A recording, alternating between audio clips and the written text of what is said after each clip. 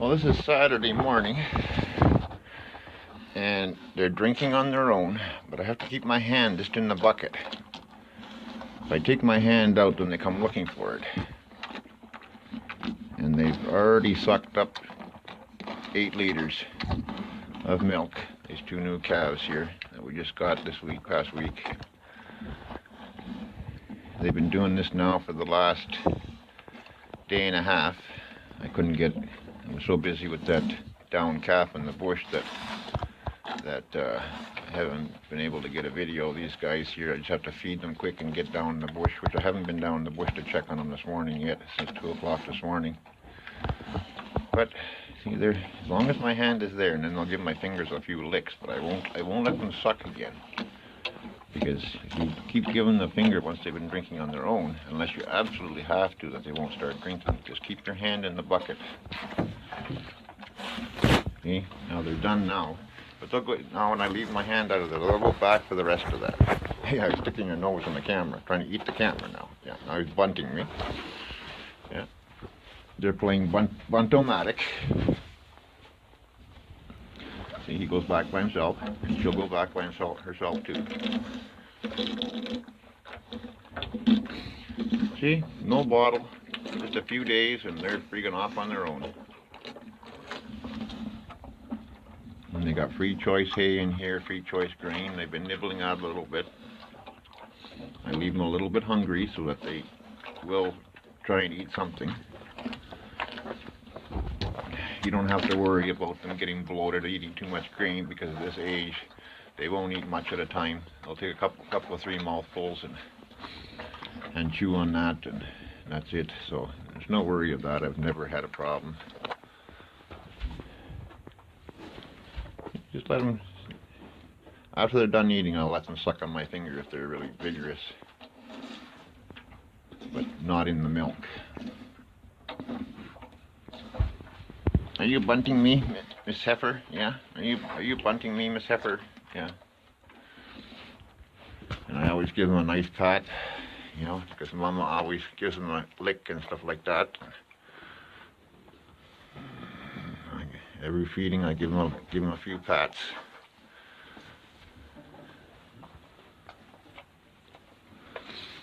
Oh, too close. I wish I had a selfie stick or something so I could get this further away, but I don't have one and can't afford one. Hey, you guys, are you trying to eat me now? Hey, are you trying to eat me now? So they want more yet, but 8 liters, but the 2 of them is 4 liters each. That's more than enough when you're doing it this way. So that way there, they will go for the grain and the hay. They'll nibble on the hay all day long in here. Like I say, this coming week, I'll probably let them loose outside here during the day.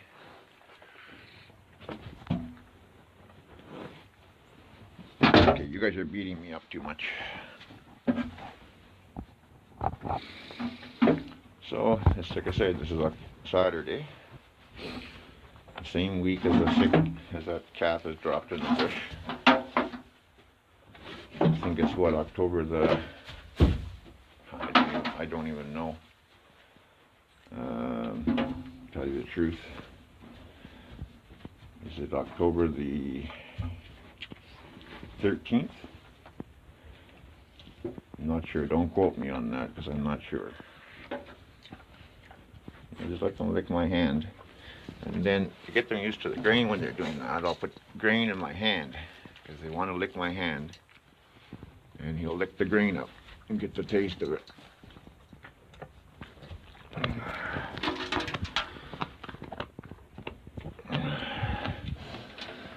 I try and hold my hand over a bucket so I don't waste it all over the ground.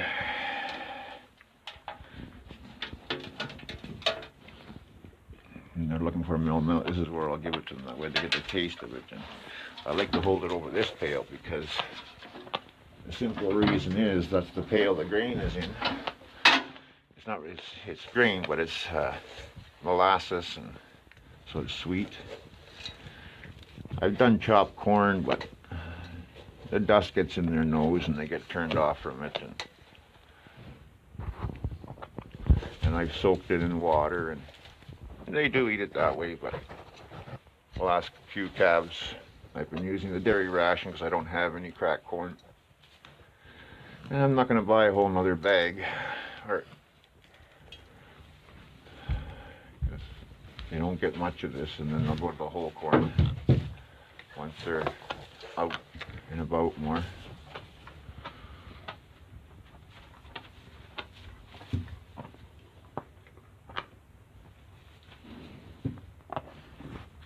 And sometimes if they won't take it, I'll take and I'll shove it beside their mouth so that they get a taste of it. But these guys are tasting it no problem.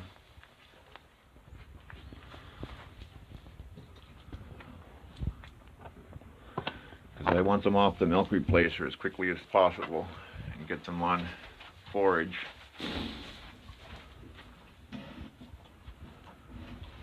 See, he's gone back looking to clean the pail up some more. You see, it saves so much time. If you put them on a bottle, ladies and gentlemen, you're there for 3 months trying to break them of that bottle.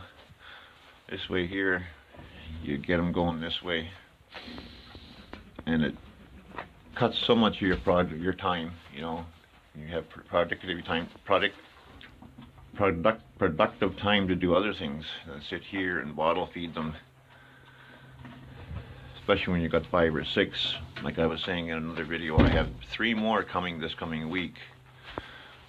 2 more bulls, Holstein bulls, and I have, believe it or not, ladies and gentlemen, I have a I'm drawing a blank here. Limousine cross with Holstein. It's all black. Heifer, and she was an only calf, so there's no problem with the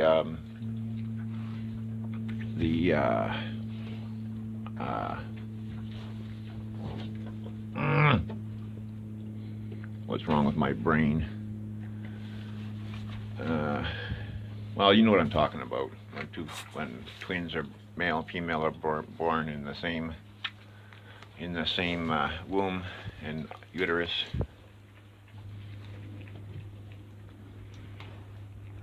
See, he's taken to this better than she is, but she has been tasting it. But she's been a little behind him with everything.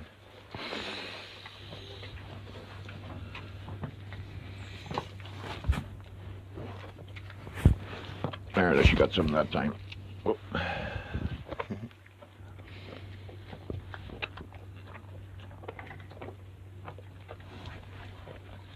One thing when you're doing it like this, an open bowl here all the time, you wouldn't believe the amount of chipmunks you get coming around.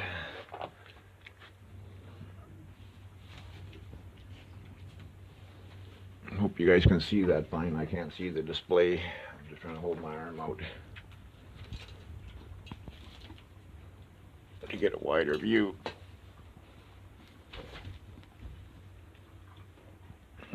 Come on, take the... Sorry, guys. Sorry about that, guys. Slipped out of my hand, the phone.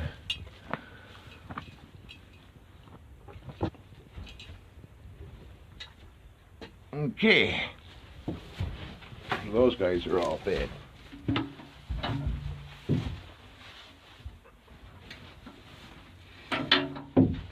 So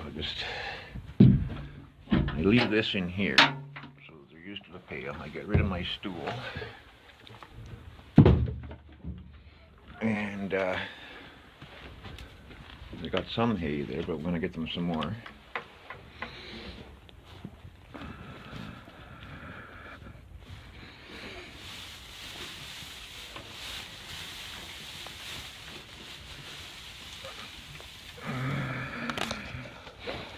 And keep the hay well fluffed up so they can see it and they can pick at it easy.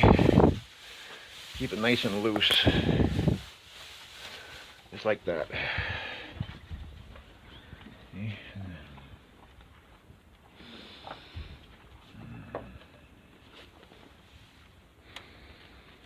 they're still focused on milk yet. But yeah, so I have the limousine cross coming, which is heifer, which is going to be fantastic. I'll build a breeder in 2 years.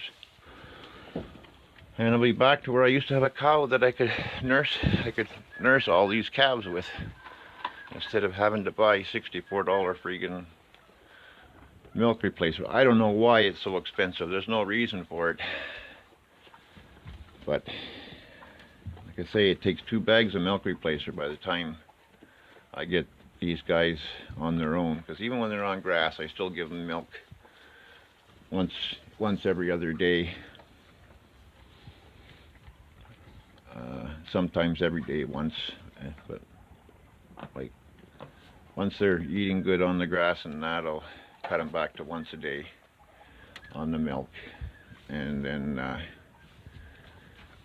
let them graze outside. And I usually give it to them at night, so that way they get the routine to come back in the barn. It's an enticement to get them back in. Okay, we're going to wander down and check on Mr. Calf down there, Mr. Steer. See if he's standing this morning or not. I hope so, God. Okay, later. And so I have 10 turkeys left to slaughter.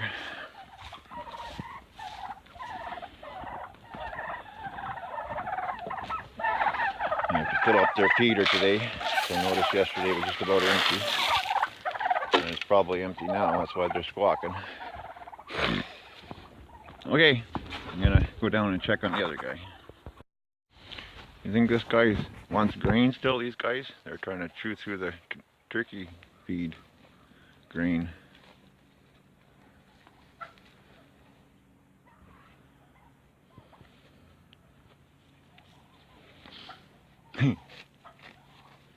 He was really yanking and pulling on it on there a few minutes ago.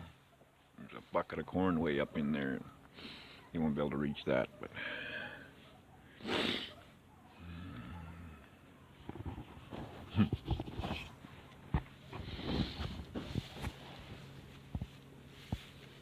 they're content in there now.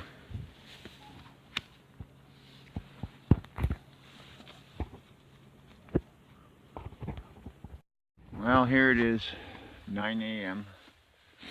Saturday morning.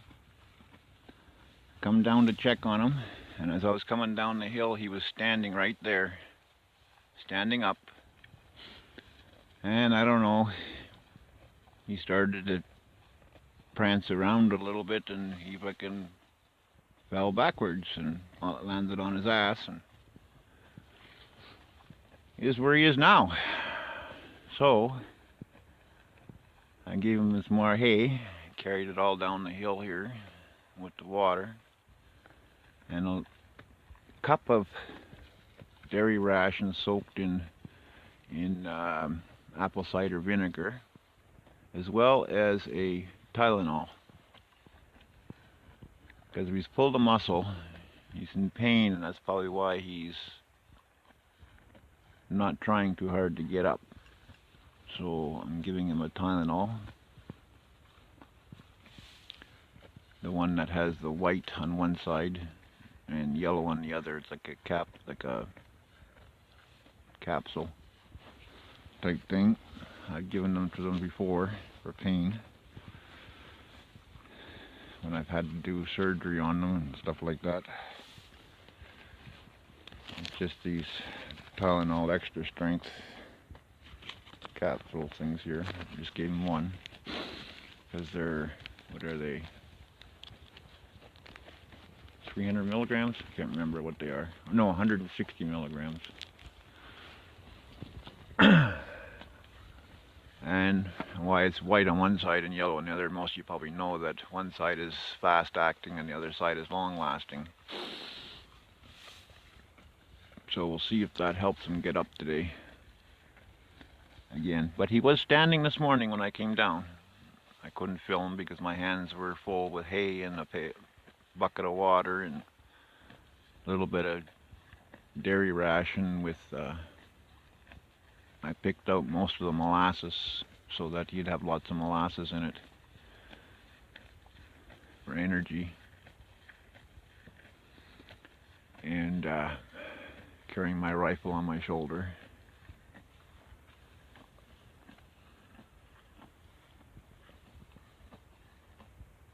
So this is what, day... So he went down, I found him Tuesday night. So he's been down Tuesday, I guess sometime Tuesday. So Tuesday, Wednesday, Thursday, Friday, Saturday. This is the 5th day now.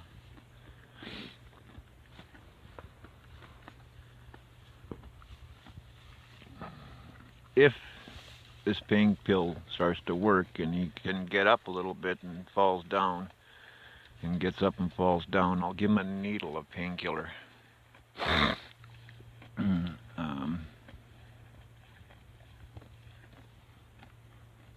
And hopefully I can walk him out.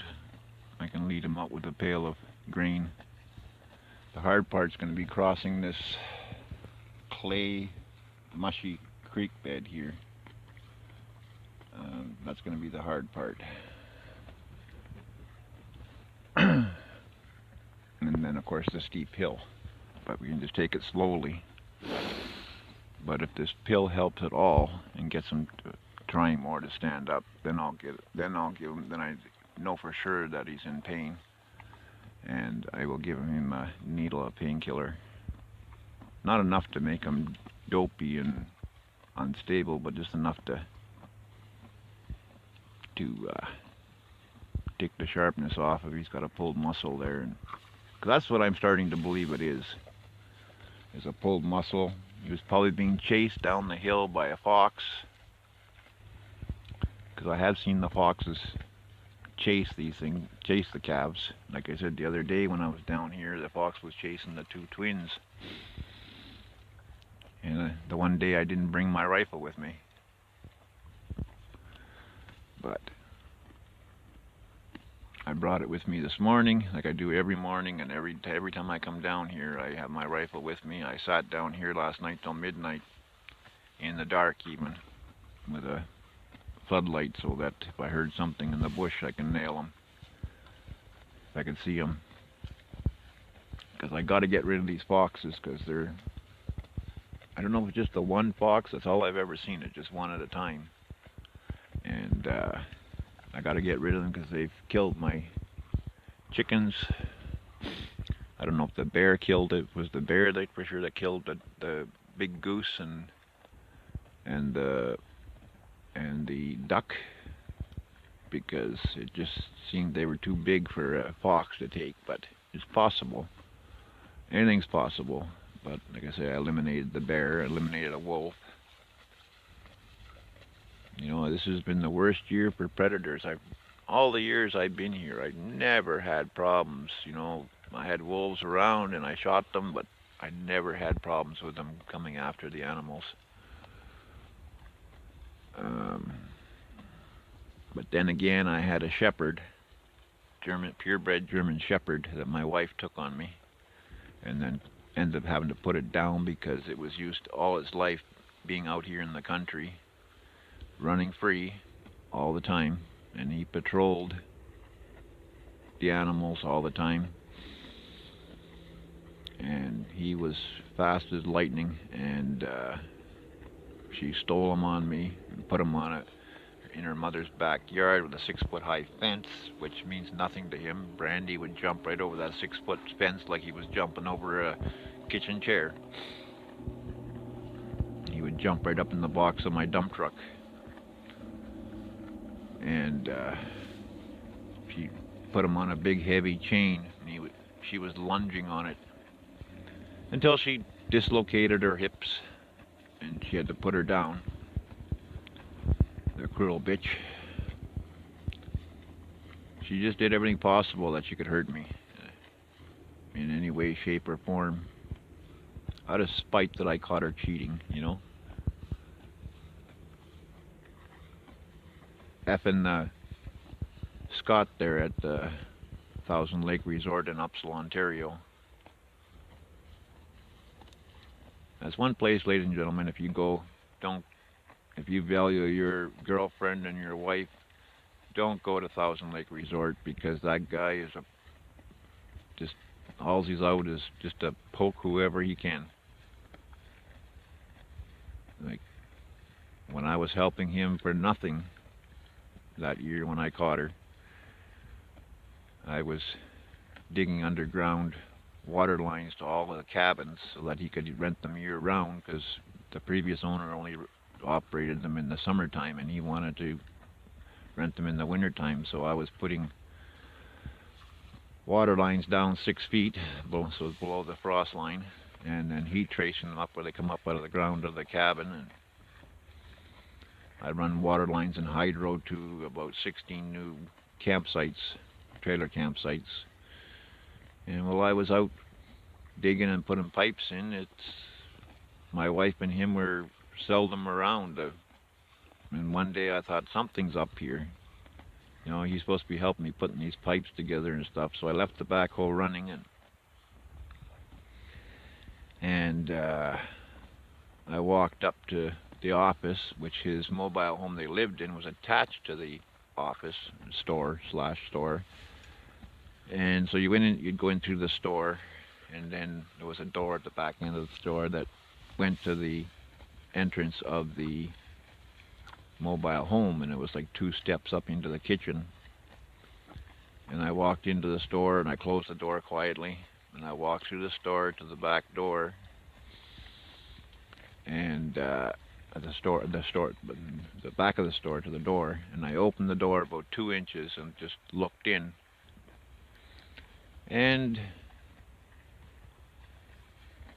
there they are, right at the kitchen stove. They're going at it. I watched them for 5 minutes, and then I come through the door as normal, and up the 2 steps into the trailer and over to the sink, grabbed a glass of water, and my wife says, "What's wrong? What's wrong? What's wrong?"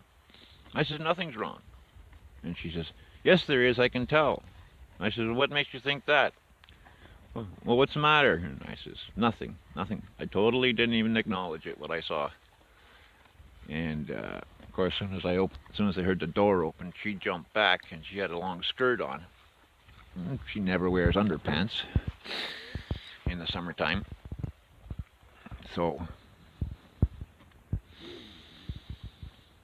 he was basically leaning up against the stove and had her leg wrapped around his legs, and her arms wrapped around his fucking neck, and lips locked and going at it.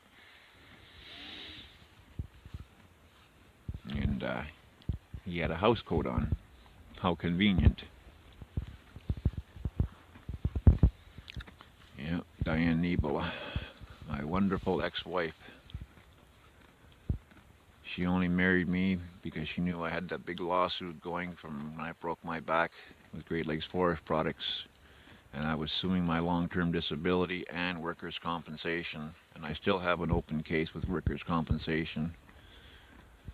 It took 11 years before we settled, and she asked me to marry her, and I told her that it was under no certain terms that if we were to get married, we would live out on the property and develop the property and have a homestead. And she was all for it, and I said, those are the conditions. I said, don't come to me in 2 years wanting to move to town, because it's not going to happen. "Oh no, I love it out here, I love it out here, it's relaxing, blah, blah, blah."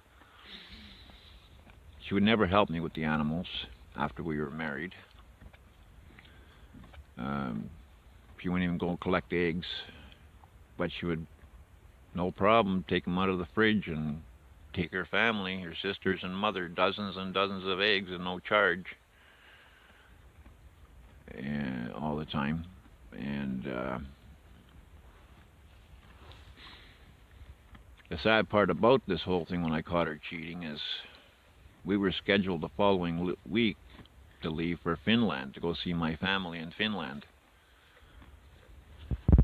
This was on a Wednesday, and we were to fly out the following, I think Tuesday, I think it was, in 2004. And we were going to be there for a month. And so I had to go to, I told her it was over right then and there in the camper.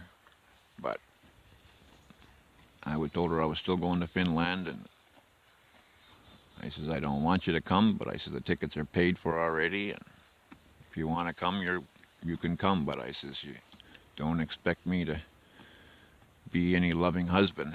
Well, she played the loving wife up like you wouldn't believe in Finland. Man, she poured on the charm I've never had since before I was married. And then, of course, her boss there, Dr. Brian Scott, she was a dental assistant. You know, he would take her on trips to Cuba and with him and his wife, and Christmas parties and stuff like that. You know, all the pictures there, even the employee barbecues out at this camp. You know, it's like all the pictures was him there. It was him, Brian Scott, with his arm around my wife and big smile on his face, and his wife off someplace else, and even the Christmas dinner pictures. You know, he's sitting beside her, and his wife is down at the other end of the table, and he's got hands all over her, touching her and talking and carrying on and this and that. And you know, I'm sure there was something going on there all the time too, because anytime she asked him for a loan or something, no problem, he gave it to her. You know, anything she asked for, he gave it to her, and a lot of times he offered stuff to her without even her asking, and all kinds of things. And she basically stole my life savings, all the money I had from my lawsuit, everything. It's basically left me with nothing. She makes $60,000 a year, and I make a lousy $1,056 a month on my Canada Pension Disability. And I started up a business in her name, and I used $250,000 of it for inventory. And when we finally separated, she got a court order that a third-party company come in and do an inventory of everything. I'll do inventory count and value on all the inventory, which took them 3 weeks to do, and it was come out to like $298,000 in inventory. And believe it or not, ladies and gentlemen, you know, our Ontario family court system is the shits. She got an offer from Dollarama, I think it was, or no, Liquidation World, for $11,000 for everything. And she took it to court to get a court order that she could sell it for that price. And the judge gave her the court order and said, keep in mind of the actual value of the product. She didn't care. She just wanted to make sure I didn't have nothing, because I paid for all the inventory. So that was a lot of money lost there. Never mind how many years I paid the house insurance and everything else when she was gone. And then when she broke in and flooded the house, she got a court order to get that check because they wrote the mobile home off.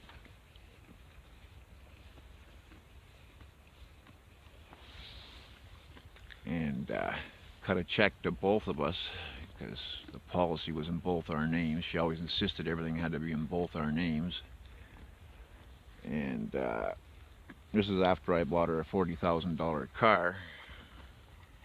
And it was only 2 years old.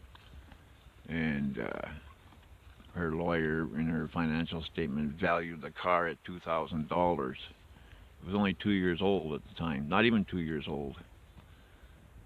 And I had just bought, about 6 months before she left, I had just bought an old truck, an old 1994, the one you see me drive, 93, four-wheel drive, for $7,000.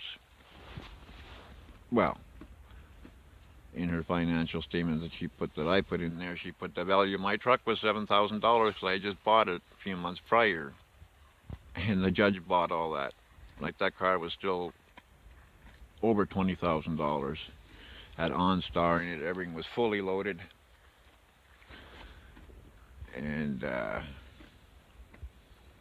I paid for most of the car in down payment. We financed the balance because I wasn't going to pay for the whole thing.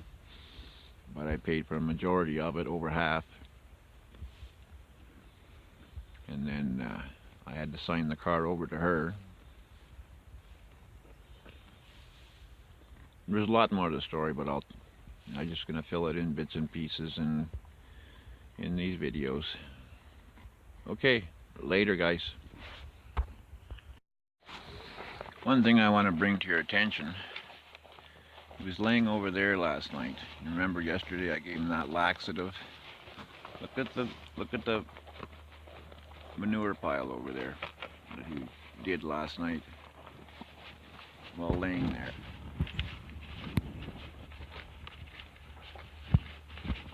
You know, that's the most he's pooped in all the days. Sure, he was having a poop every now and again. There's a couple there. Oops. From yesterday when he was laying over there with his head facing this way. But all that from there right over to there, that one's probably from this morning when he was standing, because that's where his butt was when I was coming down the hill. But look at that, there's got to be 10 pounds or more of manure there. That was from that laxative that I was showing the other video yesterday that I gave him, that I take once in a while. It's like a syrup, a real sweet syrup. I gave him this molasses here now with it's got a little bit of grain in it, but mostly all molasses. I spent half an hour picking molasses out of the dairy ration. And in there I broke one of those capsules up in half. I broke it in half and stuck it in there so that makes sure that he eats it.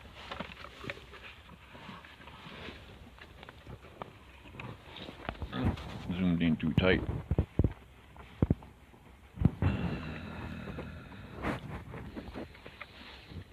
I only gave him maybe 3/4 of a cup is all I gave him. That was mostly all molasses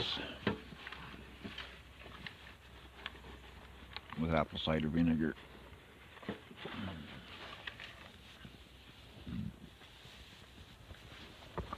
Yeah, was that good? Eh? Was that good?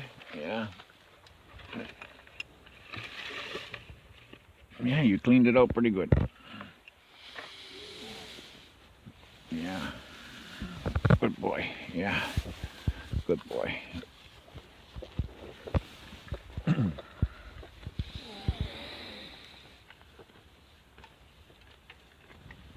Okay, I'll check back again later with you and see how it develops through the day here. Well, it's Saturday afternoon and I found somebody with a quad runner, and I dug out this old truck hood, put some hay on it, and we rolled the cap over onto it, strapped them down, and four-wheel drive quad was having trouble getting up the hill. They have people sitting on the front in order to get traction on the front. And we get him up here and we roll him off it, and within 20 minutes, guess what?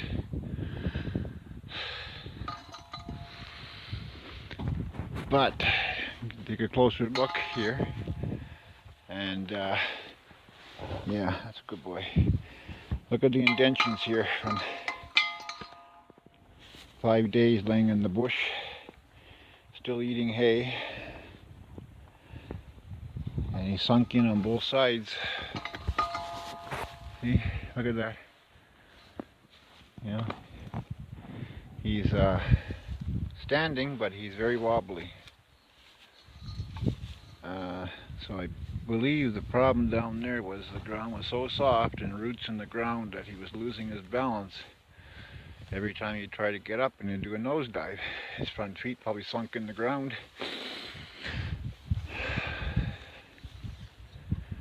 Because he would go down so fast forward that I could never see exactly what was happening. And he's drinking water now. He's up here. Within 10 minutes up here on solid ground, he jumped up like, well, it took him two tries, and he did a headbutt into that straw bale there, and I think that stopped him from going the second time, and he got up on his feet. And he's been pretty wobbly. I can't really tell which extremity is giving him a problem, other than maybe the back left leg, one on this side. It's kind of shaking and vibrating. I don't know if you can see it on camera. And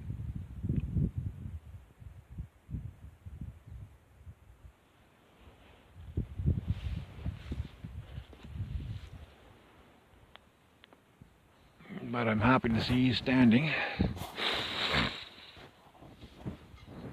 I gave him some molasses and apple cider vinegar mixed, and he lapped that all up. I forgot I had a carton of molasses in the cupboard. It was past expiry date, but it didn't go to waste. I didn't give him the whole carton. I just gave him about 3/4 of a cup of it. Give him some energy.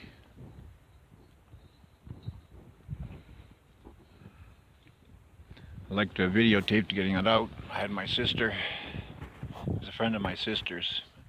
With my back, I couldn't bend over following the quad to keep rubbing his neck to keep him calm. So my sister did, and she said her back was bad by the time she got to the top of the hill there, climbing that hill. And we just strapped him down there with 2 straps, one over his front shoulders, and then one over his buttocks under the tail to keep him from sliding off of it backwards and to hold him down. And got him up here, rolled him off, and we unstrapped him. He laid on the hood there for about 10 minutes. We were standing here talking, and with him unstrapped, and he just laid there, and we rolled him off after about 10 minutes, and then he laid here on the straw for about 10 minutes, and then he made an attempt to get up, did a nosedive, and he laid there for a couple more minutes, and he made another attempt, and he started to do a nosedive to that bale of straw there, and his head hit the straw, and he stood up. And he's been up ever since. So I'm going to keep him tied here. As you can see, I got the rope on him still to the post, so that he doesn't go trotting off someplace and drop again. Wait till he gets some strength into him here. This is where they sleep at night anyway, on all this straw.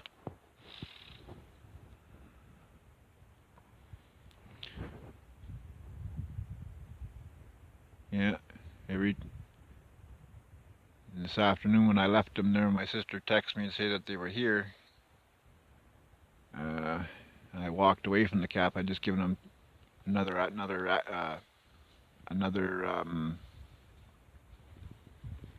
Tylenol. When my sister texted me, I was just giving it to him,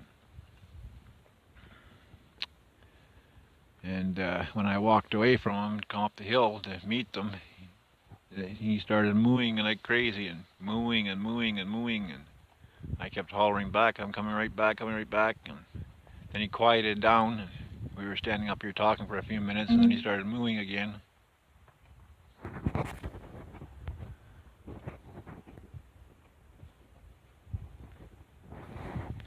So anyway, I'm running low on battery here. It's got a battery warning, so thanks a lot, guys, and please, by all means, you want to support the program for feeding families in need, please use the donation buttons at the or donation links at the bottom, or my Patreon, please. Thank you, and have a great day. Just wanted to add this one more clip here. Everybody's come home. It's 5 o'clock. Everybody's licking their minerals.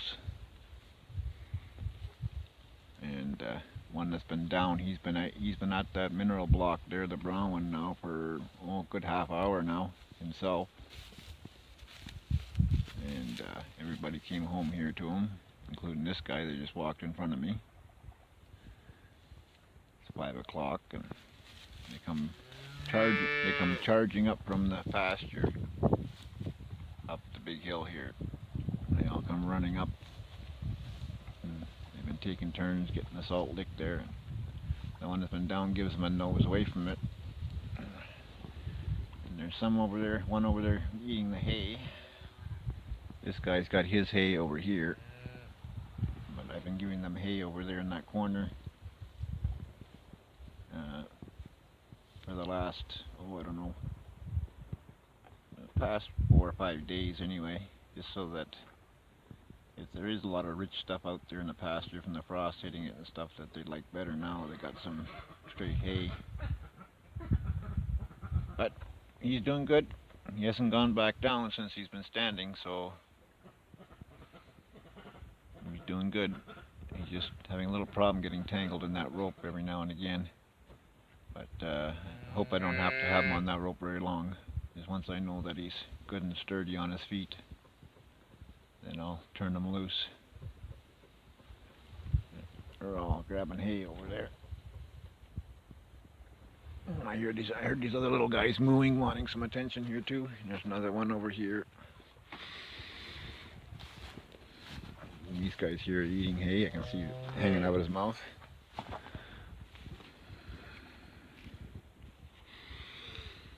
Now you stop eating your hay? I seen you chewing on it. And there's the heifer back there.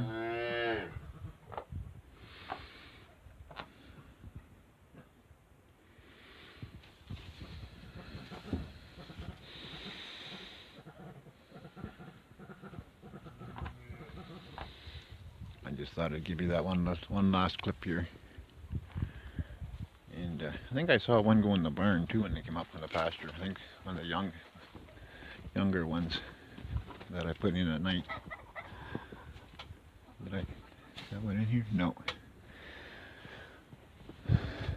But I do hear a couple mooing out in the pasture there yet, so.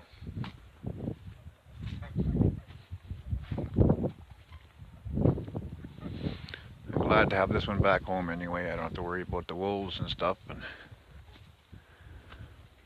so. Okay. Adios. I was just out in the pasture here and checking on the 4 young ones that were mooing down in the corner. And I happened to walk over this part of the pasture here that I seeded this spring with Timothy and stuff like that. And they got it mowed down heavy duty in here. But the interesting thing is this anthill. They've been eating the clay around the outer edge of the anthill.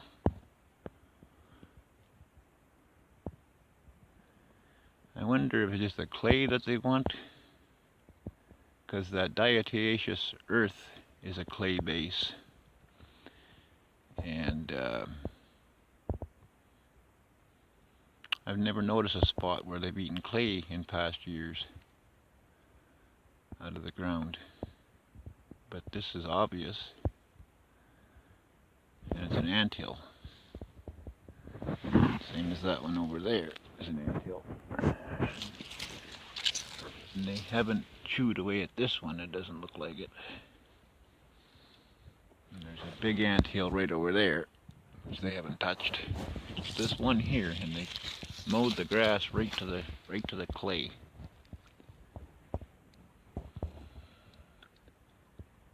And anyway, I just thought of something I'd share with you.